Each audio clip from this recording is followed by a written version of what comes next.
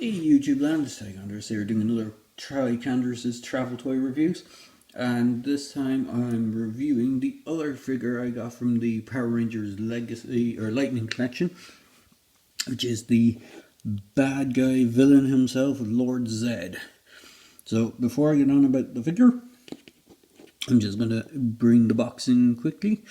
So the box is similar to the Tommy box. In fact, if I just bring Tommy's box for the White Ranger in, you can see very similar design with the white background image of the figure, or sorry, window box so you can see the figure, and an artwork style of the character, which wraps around the side of the box, and flipping the box around you get an image of the prototype of the figure. Now I will say the prototype is a bit different, but I'll get into that in a minute.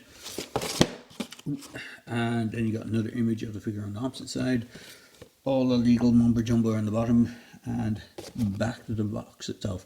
Now my box got a little water damage when I picked it up because it was raining very heavily, so unfortunately it got a little bit damaged, but I'm going to try and hang on to the box if I can.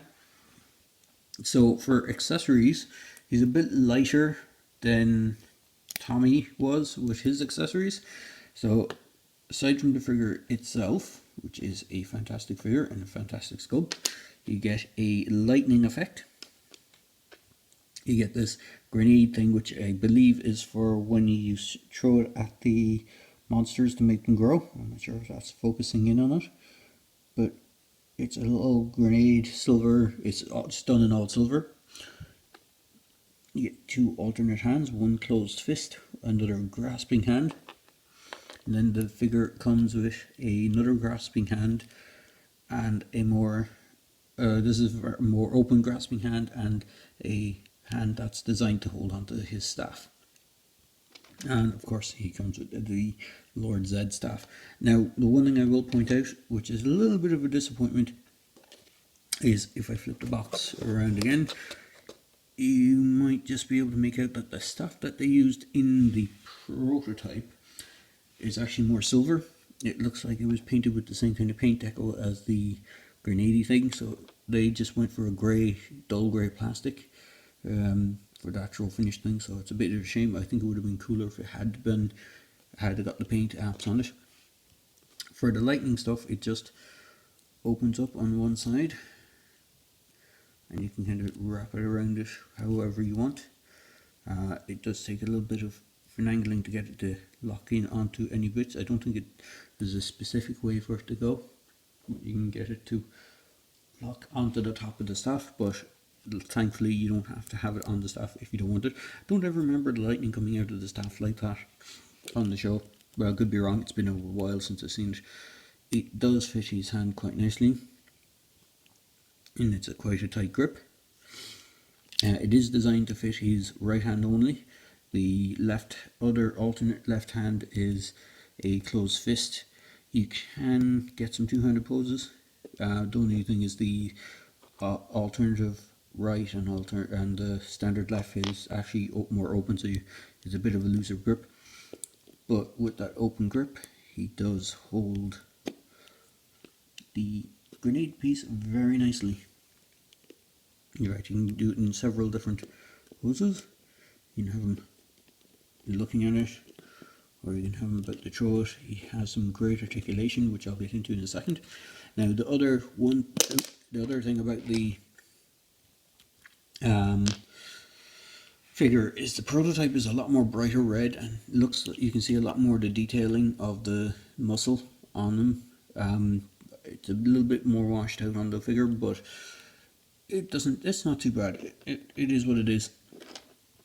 In the show, I actually remember him throwing the staff, and that would land on the thing to grow the monster. So I'm not sure where the little grenade thing came. At least that was unless that was Rita's staff. I remember her throwing. But I know someone drew a staff. So articulation-wise, he has a ball-jointed head with a hinge, so you can get some great down, up, side, a little bit of tilt. He has a butterfly joint in the shoulder, and he has ratcheted joints on the shoulders up. he has the upper bicep swivel. You can just get it to do it. The one thing I would be cautious about is these plastic piping that are attached to them. I can see over time that they might get worn and snap, so be careful when moving him. He has a dual hinge elbow, swivel in the wrist, and a hinge in the wrist. He has an upper diaphragm which has the waist, which is where the swivel for the waist is supposed to be. He doesn't have a lower waist swivel, it's an upper torso swivel. He has a hinge here for an ab crunch. His legs can go forward, back not so much. It has a swivel in the thigh, dual knees, but again, you must be careful of these because you might overstretch these hoses, so I wouldn't overstretch them too much. They can pop out, but they're not, the way they're designed, they're on a square peg, so they're not on a round peg, so when you move the knee, it doesn't move with it. He does have the same articulation on the feet as Tommy does. The only thing he doesn't have is the boot swivel, kind of boot cut swivel, because Tommy's knees start up there, where for the boot cut. But since he's not wearing boots, he doesn't have it. All in all, he is a fantastically sculpted and fantastically put together figure.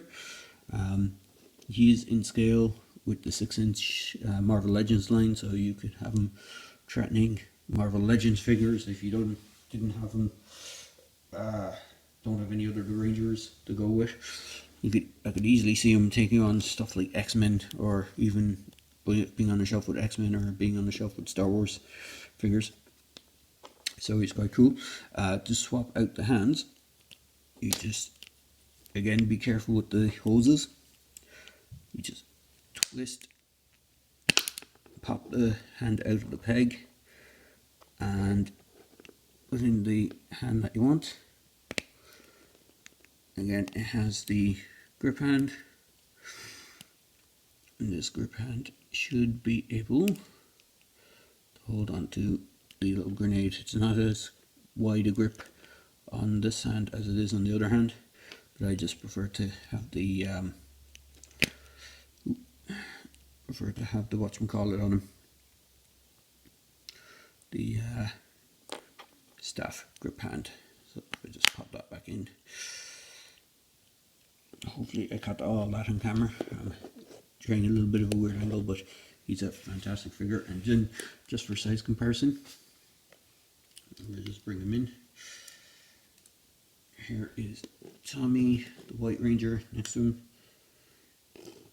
standing side by side. So if I just get the heads to perk up a bit, he's a little bit taller than Tommy, which should be right, because in the show they were supposed to be teenagers, so the head was supposed to be more adult size, so there is a good size comparison. So there you go.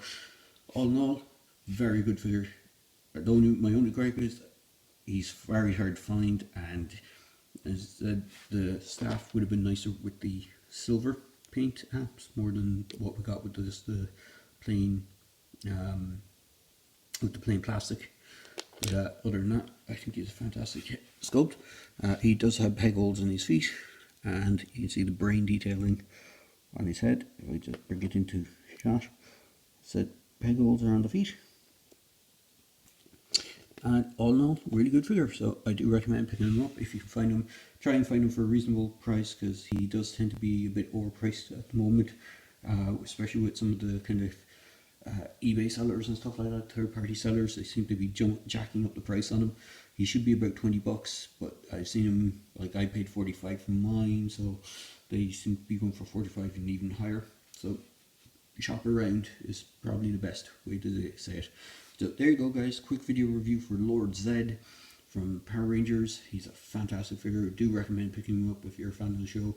Even if you're not a fan of the show and you want a really cool looking evil bad guy for your Marvel collection or your Star Wars collection or any other 6-inch collection, he does look pretty cool. So hope you enjoyed this video. Please feel free to comment in the comment section, and please hit that like button. Cheers, guys.